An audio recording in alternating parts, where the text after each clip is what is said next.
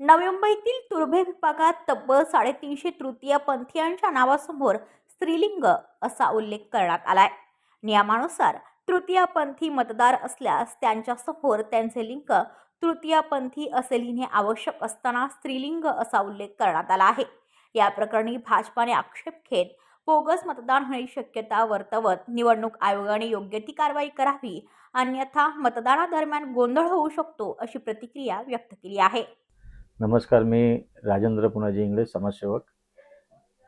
इथे मी गेली 40 वर्षापासून राहतो।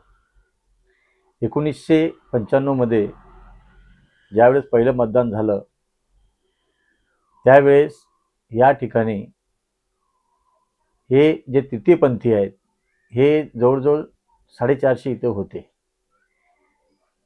पण 2014 नंतर हे जे तृतीयपंथी आहे हे इथून निघून गेलेले आहेत आणि ते तृतीयपंथी फक्त यादीमध्ये, जुन्या यादीमध्ये फक्त 2 दाखवतात आणि बाकी जे कमीत कमी 350 तृतीयपंथी आहे यांच्या पुढे जे लिंग आहे ते स्त्रीलिंग लावण्यात आलेलं आहे।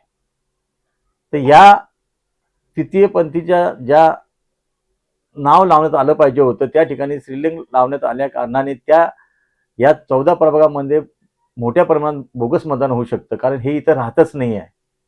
तो कृपया माझी निवडणूक आयोगास, निवडणूक उपायुक्त यांना याच विनंती आहे आणि आयुक्तास विनंती आहे की विशेष ह्या जे तृतीयपंथी आहे जे नाव आहे ती स्त्रीलिंग आहे त्याच्याकडे लक्ष देण्यात यावं आणि त्यांचा बोगस मतदान होणार नाही याकडे आपण स्वतः प्रामुख्याने प्रशासनाने त्यात लक्ष घालावं अशी माझी विनंती आहे। अन्यथा असे हे जे तृतीयपंथी आहेत हे तृतीयपंथी यांचं एकतर लिंग बदली होणार नाही, ते स्त्रीलिंग असणार आहे किंवा त्या ठिकाणी ते तृतीयपंथी तिथे नाव नसणार आहे। अशा वेळी जे मतदानाचे जे लोक येतील तर तिथे मोठी म्हणजे एक भांडण किंवा त्या ठिकाणी एक उद्रेक असा होऊ शकतो। याकरिता माझी नम्र विनंती आहे की शक्य ते ह्या लोकांना पहिले तर गोष्ट जे स्त्रीलिंग करण्यात आलेलं आहे ते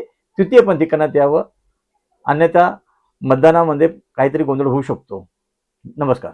ब्युरो रिपोर्ट, नवी मुंबई, पनवेल वार्ता न्यूज। आपल्या परिसरातील बातम्या आमच्यापर्यंत पोहोचवण्यासाठी स्क्रीनवर दिलेल्या क्रमांकावर संपर्क साधू शकता। दूरध्वनी क्रमांक 8652414343।